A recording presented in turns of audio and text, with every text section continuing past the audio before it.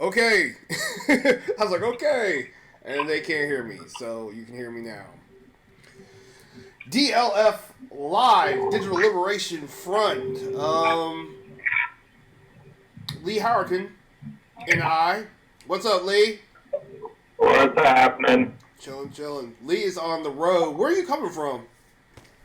I'm going from a job in Winston back to High Point. That's what's up. That is what is up. I am hailing live from the secret location in Durham. Um, so yeah, we got a bunch going on now. Apparently, things have dialed up. I wanted to talk specifically. Well, hopefully Mark will be on later on too. Mark Wampler. He said he may be able to join. He's in transit too. We're all over the place. This whole shindig is pretty much like, by the seat of our pants, guerrilla style. So, it just is how it is. Whoever pops in, pops in. Whoever doesn't. You know how we do. But I wanted to talk with both of you guys. I think you guys are the only two veterans we have, in the group right now, and so you would know more about these recent developments in Syria than I would. I mean, I've done a bunch of research since then. I do a lot of stuff about what was going on in Syria before now. Anybody who's followed the Iraq War and the rise of ISIS knows about the Kurds and how we've used them as our allies and our proxy allies in Syria to help fight back that insurgency. And we developed some pretty strong ties with them as a result. But Trump decided we're not going to do it anymore. Outside of Lee, what is your analysis? What is your take on these recent developments? So the announcing of a withdrawal of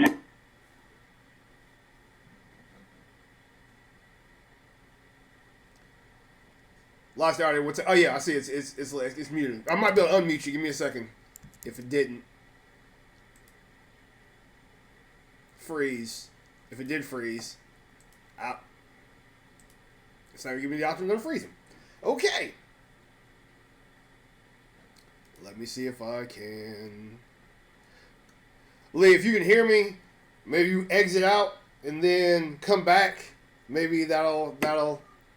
Oh, well, I hear you now. I hear you now. There you go. Alright. Okay. So the announcing of a tactical decision, the president shooting from the hip, announcing plans and actions through tweets is completely irresponsible. Yeah. It's rumored that he tried to remove U.S. forces from their support positions with the Kurds before and then back down, and which is basically forced General Mattis to quit. I can't say whether or not that's true. It's just something that I saw mentioned. And I could see that being plausible. The impact of this, the Kurds were targeted in Iraq by Saddam. So they've been our allies since at least the invasion of Iraq. Gotcha. Or we took the fight to Saddam. So whether or not we should or shouldn't be involved no longer becomes a question once we become involved. This whole narrative of Democrats were against the war until Trump tried to end it, now it's not that he's ending U.S. involvement, it's how he's ending U.S. involvement. The fact of the matter is, U.S. boots on the ground means anyone who wants to attack our allies has to be real fucking careful, because as soon as one U.S. soldier or personnel gets wounded by enemy action, it's open season. we were in an advisory capacity, and then the escalation on the other side led to us pouring hundreds of thousands of troops into Vietnam. The same situation would happen, but on a much more costly scale for the other side, because at the end of the day, there's not many that can stand toe-to-toe technologically with our military. And the fact that we were letting the Kurds fight ISIS for us until Trump decides that we don't need to fight ISIS anymore, I guess. I don't know if that's his, George Bush mission accomplished moment, declaring ISIS completely defeated forever. I don't know, or maybe it has to do with the fact that he's got 2 Trump towers in Turkey. I mean, him having actual ties to commercial property abroad makes him susceptible to be pressured. Exactly. Those properties. I mean, it doesn't take a genius, a stable genius even, to figure that out. With infinite wisdom. With infinite wisdom, yeah. The best wisdom. Yeah, I mean, it's just a poor situation, and we don't know if he's doing it because of, there's reports that the phone call he had with Turkey, he basically got steamrolled, and, looking at Trump, that's exactly the type of person he presents himself as the Trump talker that as soon as someone pulls a gun, he's, wiring you money from his secret offshore account and selling you his wife. So my understanding is that not only did we abruptly pull out without any warning to the Kurds, without any, assurance of assistance if anything went down as far as Turkey invading, which they just did the very next day. So right now, we have Kurds being attacked and slaughtered. But he also had them draw down their defenses before he made this announcement. Like we gave them some false sense of security that their defenses could be removed, and thereby allowed Turkey to pretty much just roll over the border unchecked. That's my understanding from the situation. Let me know if I'm wrong. Right. So basically, Turkey has named the Kurds along their border with Syria as a threat to their national security. I'm not sure why that happened, but it seems more like they're, a Gaza Strip style land grab where they're moving in and able to just force people to leave. And so now they're pushing their border over and claiming land under the guise of national security. Yeah. The fact that we basically made the Kurds promise to downgrade their defenses, in essence, make themselves vulnerable in these positions, and then pulled out and leaving them. I mean, you cannot argue that this is a situation where we're letting them fend for themselves. Yeah. You don't convince someone to hand you their weapons and then, say, okay, time out's over, commence to fighting, while the other guy's still carrying a weapon. That's not leaving them to fight their own fight. That's making them assured that they're not going to win. Without us being there, they may not have been able to stand up against the Turkish forces anyways, but at least they would have put up a much more substantial fight. It's just really sad, and going back to Vietnam, the Montagnard people were our allies on the ground. They helped fight. They helped get information to us that we needed. And when the U.S. troops withdrew from South Vietnam, many of them were left to fend for themselves. A lot of them have now since been able to immigrate to the U.S., but I don't foresee Trump opening up the borders for a bunch of Kurds. They really needed to have pushed Iraq to create their own state in northern Iraq, their own Kurdistan, so they could govern themselves. I mean, I was in Iraq. We had an interpreter who was former Kurdish Special Forces, and those guys are serious fighters. And I doubt that we'll be able to get them on our side ever again, unless it just so happens that their interests are best served by doing the things that we want done. I guess that's one of the things I wanted to talk to you about specifically, since I know you served over there. I didn't know that you actually had served with Kurdish military forces, but having been someone who was deployed in active duty, what does this do to our relationships, abroad? How does this make us more vulnerable? Paint that picture for us so we can kind of talk about where we are now on the global stage. So one of the ways that we fight concerning unconventional warfare is using special forces, which is not a direct combat unit. When you're specifically speaking of Army Special Forces, they are a force multiplier. What they do is they go into an area where they can make contact with locals and find out who's going to be basically the local resistance.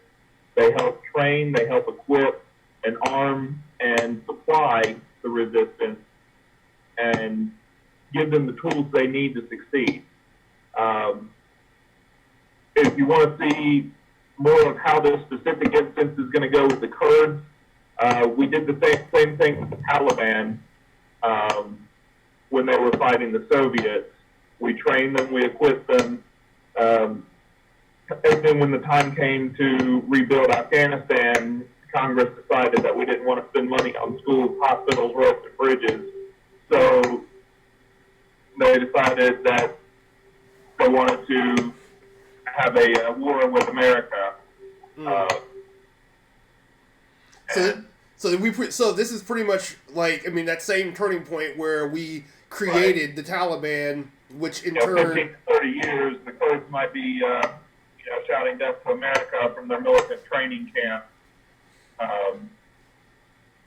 preparing to do harm to U.S. citizens here and abroad.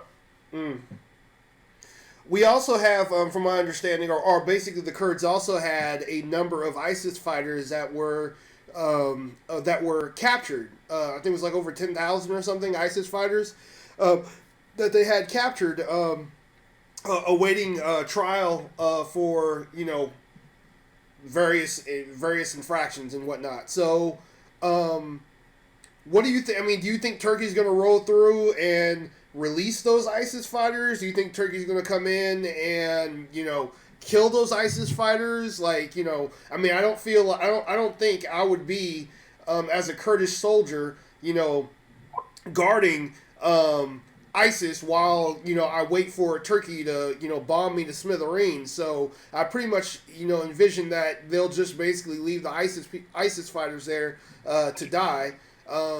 That's best case scenario. Worst case scenario is I'd be like, you know what, America's not helping us anymore. Fuck these guys. I'm gonna let you guys out, and you fend for yourself. I'm gonna fend for myself, and we just have a bunch of ISIS running around now. Well, I believe Assad has offered an olive branch, saying, now that you've been abandoned by the Americans, why don't you join back in with the Syrian forces and help repel the invaders? With ISIS still being one of the invaders of Syria. Yeah, ISIS is really trying to recreate a empirical caliphate. Uh, I don't know where Turkey fits into that. I'm not an expert on Turkey and its politics. Mm-hmm. I have no clue who the leader of Turkey, what circles he rolls with. Uh, it could very well be that they want to use ISIS the same way that we've used the Kurds. Let them do their heavy lifting. Let them out of these prison camps and give them AKs and tell them to have at it. True. As long as it's south of their new border. True. We were also. I was also looking at. I mean, you talked about how Trump has, real estate properties in fucking Turkey, and this is definitely part of, and could be a part of that dynamic, and basically him, setting himself up later on to make a profit because he's basically done another favor. Much like we're seeing, right now in Ukraine, he's done another favor for somebody else, quid pro quo type situation. Right. Even though we don't have the visual evidence that we do with the Ukraine, even though the Republicans still don't believe that's considered bribery, and that's a whole nother conversation. But what are the other? Right. I mean, I don't. What are the other ways? Video clip. I mean, how well it would hold up on the phone. At this point, he may pop up. Go ahead. We may get that later on. We may find a phone call or something later on where he has done the same thing with them that he did with Zelensky on the phone with Ukraine, and still won't fucking matter because the Republican Party. Yeah, as much I guess that's kind of what I want to talk about is how does this envision? I mean, not envision. How does this enable? Putin in regard to that area, that region of control. Do you have any insights on that? I can't recall if Turkey was one of the Soviet satellite states, but I mean that's Russia's backyard. True. We certainly would want to be able to flex our muscles in South and Central America, and we've done that quite often. And getting back to the possibility of another quid pro quo situation, it could be, the mafia is going the other way, and the president of Turkey held up a picture of the Trump Towers and lit them on fire and said it'd be a shame if something happened to these beautiful towers. And Trump said, "I'll give you whatever you want." True. True. Not how well that would go over a phone call. Maybe I had to describe what was happening. True. I'm holding up this picture. This picture is now on fire. I don't know if Trump has the capacity to understand what the meaning there implied is. Well, the thing is, according to his former lawyer, who's locked up, there's a language Trump has where, I'm pretty sure it's a language that is pervasive in regard to, thuggery and mafia terminology where, there is no explicit ask for anything, you just suggest, like you said, it would be a shame if something happened to these towers. I would suggest you move this out the way. Yeah, and that's the thing. If you talk to any criminal lawyer, a prosecutor or defense, they will tell you never get a case where the person says, "If you do this for me, then I'll do this for you." Yeah. But the phone conversation, at least what's been released, can't really call it a transcript, but what has been released they're saying is about as close legally as you can get to that line without crossing it. True. I guess we're at a point now where, I mean, let's talk about the response. Because, I mean, I've been online. I've been looking. I haven't been participating in the discussions because it doesn't make sense for me to participate in discussions if I can't post links and I can't, point people toward videos. So I don't even try to do that right now until October 12th, whenever I've fulfilled Facebook's jail requirements and I can post again without being unchecked. I'm just an observer right now, so I've just been observing. But the take I'm seeing, from the Trump sycophants and fanatics is that, we didn't need to be there anyway. It was a wasteful war, and my response, to that is, even if we didn't need to be there, at all, how we're pulling out is sending a very, very loud message to anybody who would assist us in any future conflicts, any future confrontations. Anybody who we're working with now, can look at us sideways and say, I don't even know how long you guys are going to be here, so, what's the point of me working with you at all? Right. And like I said earlier, the fact that we are involved negates the whether or not we should be discussion. That happens. You don't decide whether or not you should pull the trigger after you pull the trigger. True. It's already too late. We're in it. We're in it. We have boots on the ground. And you actually see in the Georgia situation with Russia a while ago, they actually put advisors on the ground.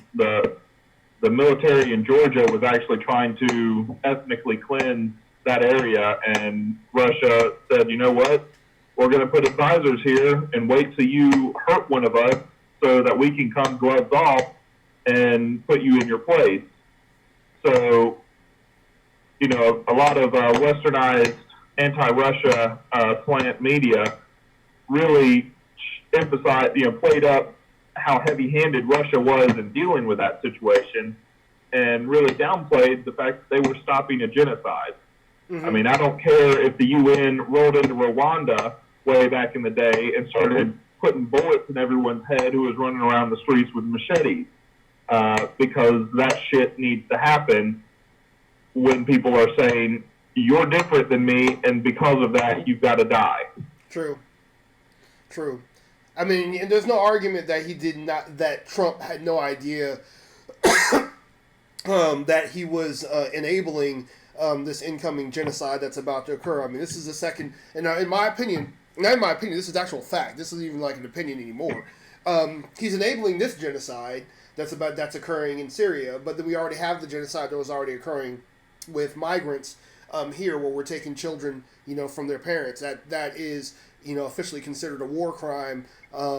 According to the Geneva Conventions, that's considered genocide, according to the Geneva Conventions, which is something that I actually learned, as I was researching, months ago, in regard to whether or not anybody within this administration would be, could be held responsible for war crimes. So this is technically the second genocide that we're working up to. I mean, the first one wasn't a bloody genocide, because, I mean, first of all, you have migrants who are dying in concentration camps, or having their children taken from them and they're being deported and whatnot. So, I feel like that's like a palatable genocide. Like, that's a genocide that, that's like a Fisher-Price genocide. Where this one here is baby steps. Yeah, baby steps. And so this one here is more of a genocide, a direct genocide by proxy, where we have individuals that are being, sacrificed to the global cabal of thuggery that is Putin, that is, Kim Jong-un, who's launching. Let's talk about that a little bit. But first, I want to finish my thought. So basically, you have a step up in regard to the genocide. Here we actually have bloodshed.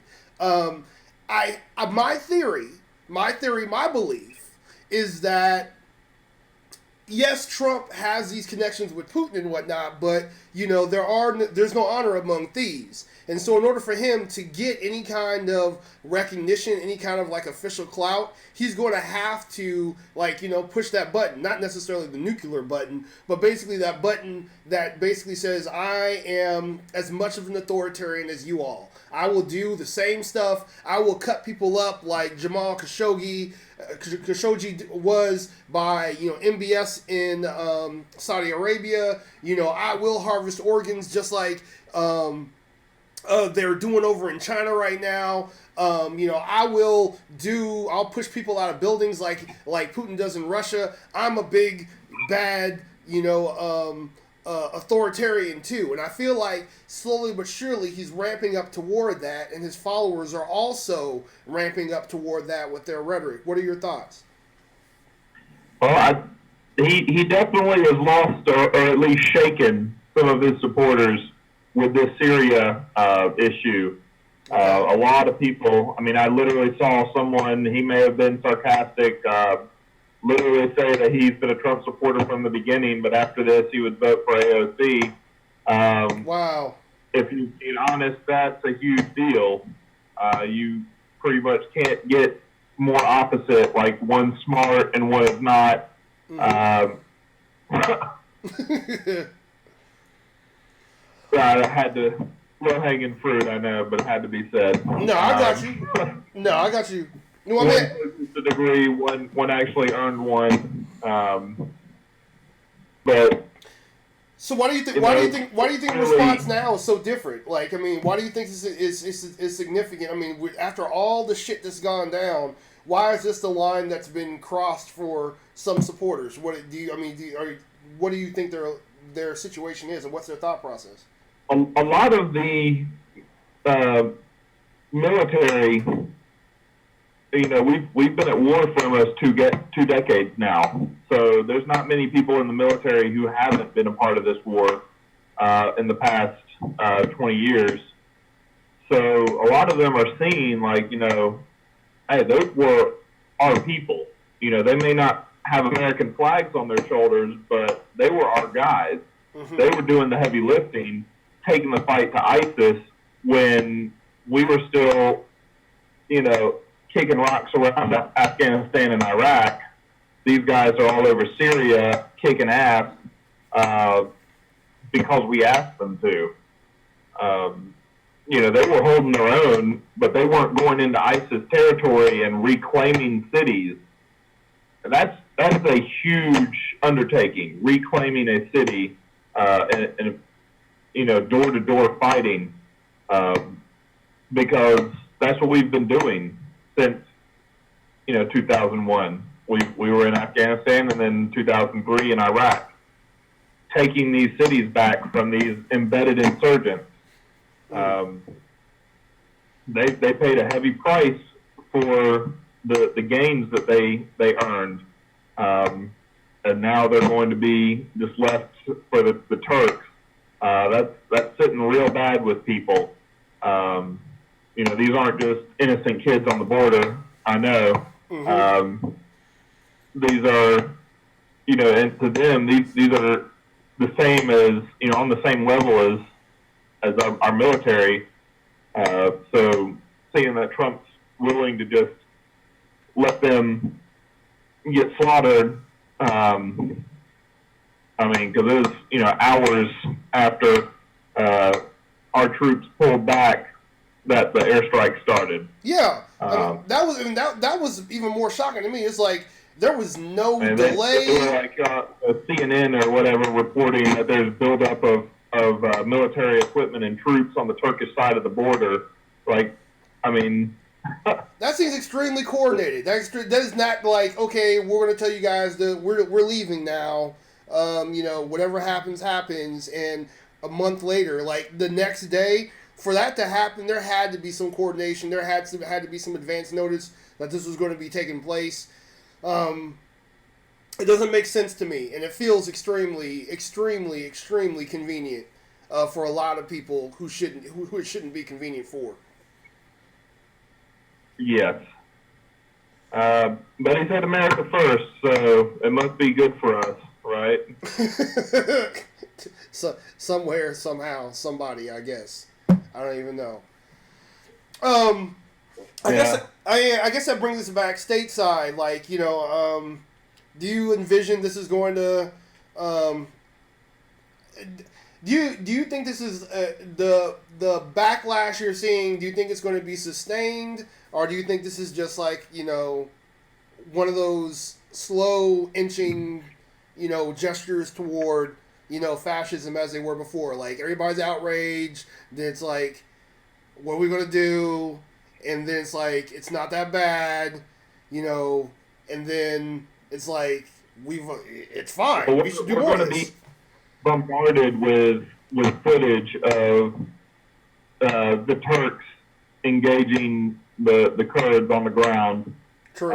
That's not going to go away. We're going to have that put in our face for the next few weeks at least. At the same time, we're still in the midst of this impeachment over the Ukraine issue. His refusal to let anyone cooperate with the impeachment is really going to start ramping things up. There's only so much he can block before someone says, you know what, fuck it, it's happening. I'm not going to let some threat from the guy who's about to get roasted stop me from doing the right thing. And we've already had 2 people come forward. It's gonna keep happening. They say, if I can't do this publicly, then fuck it, I'll be a whistleblower and go anonymous and be protected until the trial starts. And do you think there are any chinks in his armor in regard to impeachment? I mean, it feels different this time, but I don't like to count. I don't like to count my chickens before they hatch in regard to Trump. I mean, I feel like impeachment is going to happen.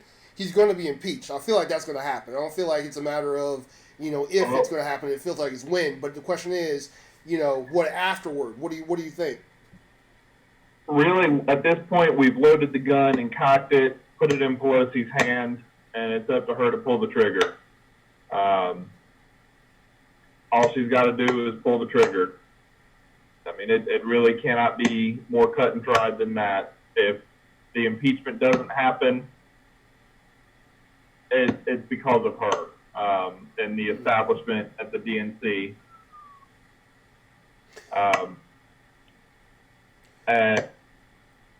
If the impeachment proceeds and McConnell is somehow able to stall it or hamstring it in the Senate, that's one thing. That we have no control over. But I'm pretty sure if it gets to that point, there's going to be enough support in the Senate to at least force the RNC to force Trump to resign. I don't think we're going to see the end of the trial. You think he'll resign? You think he'll resign for real? Do you think that's going to happen? That's where we get into the Trump wild card, where he seems to do the exact worst thing possible for Trump when put on the spot.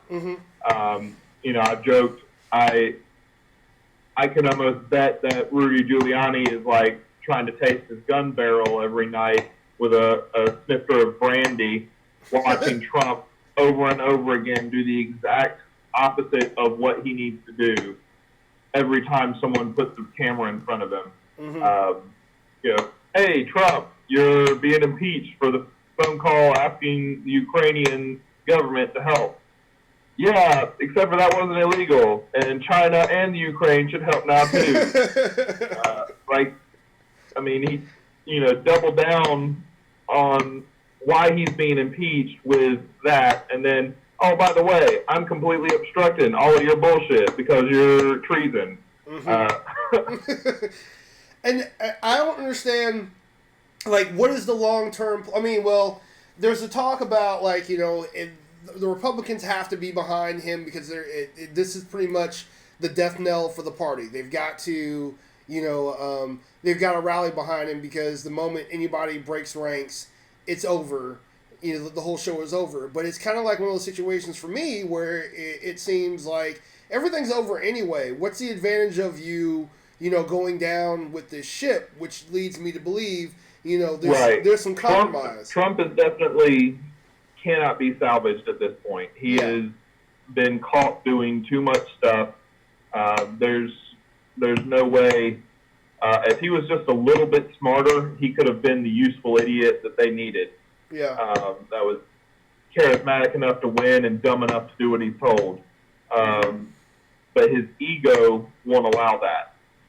And that's part of the reason why we're here, because he personally got on the phone and did what he did. Which I believe there's about 20 minutes of that phone call that isn't on the memo that was released, claiming to be a transcript. Wow, I did not know that. So, of the parts that we are missing could be even more damning. And the implications are that it is more damning, because if it wasn't damning, then why wasn't it released? True. It's not some bullshit where Trump's asking how the dude's kids are, shit like that. We have to assume that there was more to that conversation, and that more needs to be released. Do those at least to the Congress? But it exists. So that exists somewhere. Like, so it's not missing. That is on the secret compartmentalized server that basically is President eyes only. Here we go with the servers again. Yep. I know that shit's getting wiped as we speak. I'm sure. I'm pretty damn sure. Well, the thing is, I don't think the president has the authority to wipe anything off of it. Our government's pretty good at keeping records in spite of itself. So it has to exist. It just can't be released unless, Congress does something about that. So we're seeing, we really are in unprecedented territory where the president's going down, and he's implicated the vice president, the energy secretary, the attorney general, possibly the secretary of the treasury, the secretary of state. He's literally like taking his entire cabinet down with him in one fell swoop. And it could very well end up with Madam Pelosi, President of the United States, for the remainder of this term. If we can get him. That's another thing. People are saying like, oh no, it'll go to Pence, and then Pence can pick someone to be his vice president. Yeah. Like, no, it's not. He's part of the crime. He's part of the crime. What are you talking about? Even if Pence makes it out of this and becomes the president, he still has to nominate someone that has to be affirmed by a majority vote in both houses. So if Pence makes it through, he's going to make it through without a vice president for the remainder of the term. So I guess that's one good thing about it, that possibility.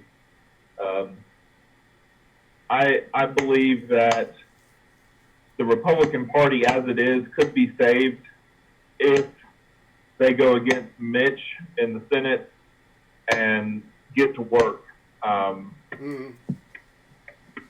And basically blame it all on Mitch and the corruption at the top, pressuring them to toe the line, and now they've decided no more. They might not win re-election. They might swing red state purple and win re-election because of it. But they can at least rebuild. They can retreat and rebuild if they just turned on these individuals. But that I guess that leads me to the other thing. Who do you envision is compromised? I feel like Mitch has got to be compromised. Lindsey, came out vehemently against what Trump has done and spoke out verbally against him, but at the same time, he's not denouncing. No one is calling for Trump's impeachment, and that's weird to me.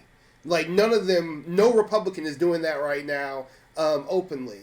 And everything I'm reading is that they're afraid that Trump is going to turn the whole media machine against him. But in my opinion, I feel like this is the best time to come after his ass because everybody is already jumping on him. So he can't fight he can't fight on multiple fronts. If you guys want to come out against him, do it right now. When if he's doing this most heinous fucked up shit.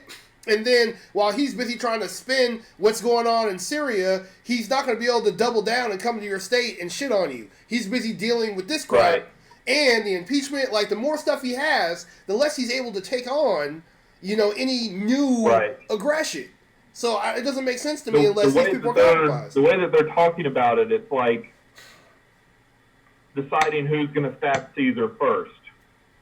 But in actuality, Caesar's already been stabbed about a dozen times, and now they're looking around seeing who else is going to stick a knife in. They're going to be remembered regardless, but doing the right thing while there's still time is a whole lot better than waiting until it's too late. True. Even if it is self-serving, trying to survive politically bullshit, it's bullshit that advances the cause of getting America back on track. My understanding now, I think a lot of the guys who have retired in the GOP, like people like Ryan, that's the most telling. He really was a shooting star, expected to run for president himself. Yeah. And all of a sudden he does one term as a speaker and is like, you know what, I'm done. Yeah. Thanks for the support. I'm out. And Trey Gowdy bounces, but then he comes back now as an outside counsel. I thought that was pretty interesting. Yeah, he's a little bit of a wild card too. Yeah, we're at the point where the smart rats have already fled the ship, and all that we're left with are the people who are too compromised to leave, gotcha. Or the people who are too stupid to read the writing on the wall. And from a party that elects Nazis and pedophiles in their primaries, there's a lot of stupid. Very much stupid. Very bigly stupid. Bigly stupid. So, as far as the rest of the world looking at this, China just announced, and pretty much like its new policy going forward is its new narrative to its policy is that we're trying to protect you from America, and now we have North Korea. They're testing missiles again. I feel like it's just a matter of time before they fire off another nuke. Just to, So, as far as North Korea with their missile testing, they're not just firing surface-to-air or surface-to-surface missiles. They actually launched some missiles from a submarine. I heard that shit, yes. One of the big things was, we don't even know if they have the range on their missiles to hit Japan. They don't need that shit now. A submarine-launched missile doesn't need range to go halfway across the world. They can park off of literally in San Diego's the Bay Area and lob missiles all over the West Coast. And even if we down the sub, the damage is already done. Yep. If one missile nuclear ordnance detonates even above the U.S., it's going to completely change the entire world. Gotcha. Is this technology? I saw someone try and argue that it doesn't matter because they're using diesel-powered subs. Why would that? Old technology still works. Yeah. Why would that need? Why would that be a factor? So basically, the reason why he was an idiot is because the diesel batteries, or the diesel charges the batteries so the sub can go into silent running, and run almost completely silently. Mm-hmm. So they would have enough battery power to slip past our sonar screen into strike range and retreat before they have to surface to the point where their exhaust snorkel can be above the water line and they can recharge their batteries. Gotcha. I mean, hell, you look at what the Japanese were doing with outdated technology, fighting us in the Pacific. I mean, they had like 2-man submarines slipping in unseen completely into Pearl Harbor. I know. So I mean, all it takes is a little sleight of hand action, and all of a sudden we've got subs all up and down our coastline, while we're distracted with something else. And did we not? As far did North Korea not have missile launching capability from their submarines before? I'm not sure if they had them or if this is a new capability they've developed, or if they just knew the consequence of pushing the envelope that far would be under past presidents. So I think this is either way a direct result of the Trump administration's weak ass stance all over the world. I didn't I mean, just about know. the strongest he's been is when he's pushed his way to the front of a photo op. True. That's his strong arm right there. Excuse me. I gotta make sure they get my best side. Excuse me. Oh God, we're all gonna die. Right. So as far as like, I mean, do we know the extent of North Korea's, I guess like submarine capability? How many subs do they have? Like, you know, how like I'm pretty sure this new technology they're debuting, if it works, can be put on any of the subs that they have, correct? Or they would have to build a whole new fleet. What are we working with here? I can almost guarantee you the military knows their exact capabilities, as close of an eye as we keep on them. But once the subs get out to sea and open waters, They could be anywhere. they can flip. I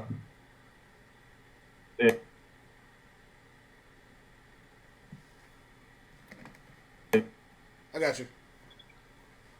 Hop out. I gotta get home and get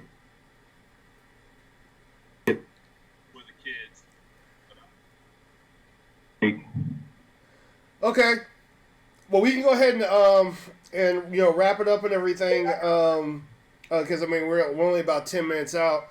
But thanks for being on with me tonight, man. It was really informative. Like I didn't want to go on and just basically read articles I had no knowledge about in regard to like how our armed forces are dealing with the situation and how it looks like from the position, how it looks from a position of somebody who served just from a military aspect, and I think in these next coming weeks we're going to be talking about strategy and how this has affected us. So we'll continue moving forward, man. Hopefully we won't descend to a fascist dystopia between now and next Wednesday. All right. See you next week. All right, brother. Talk to you later. Peace. So yeah, there we go. That's what we got. Thank y'all for tuning in to the end of America. Oh shit. Now I'm worried about fucking North Korean nuclear submarines parked off of the coast of California. I hope we have ways to detect that. Life is awesome. Life is amazing. But yeah, so next week we'll talk a little bit more about this issue. There should be some significant developments between now and then in regard to what's going on with the massacre of the Kurds. It's really not a game. It really does fucking suck. We're trying to make. We need a more stable world. We got bigger problems than what we're facing, and instead of addressing the problems that are in front of us in regard to climate change and global warming and food scarcity and mass human migration, one of the largest human migrations that's happened in the 20th century as a result of the climate change and what's going on. Instead of us dealing with that, we are busy worried and worrying about what's going on in places that we had somewhat stabilized. Will war end? No, it doesn't. But do we have to, make it worse? I don't think we do. But yeah, life is life is life is life. So yeah, having a son who's just enlisted in the Marines, I'm a little bit disturbed. I'm a lot disturbed. And having children, who are trying to grow up in this world, and trying to justify what's going on. It's you just can't. So the only thing I can do, since I can't justify what's going on, I can justify saying something about it, and I encourage you to as well. So feel free to point people toward videos like this. Get more informed yourself. Become more aware about what's going on, so you can voice your contempt for what's transpiring. And yeah, have these uncomfortable conversations with people, who don't think like you, because they need to happen. We need to be talking. So yeah, Brandon, Digital Liberation Front. Peace.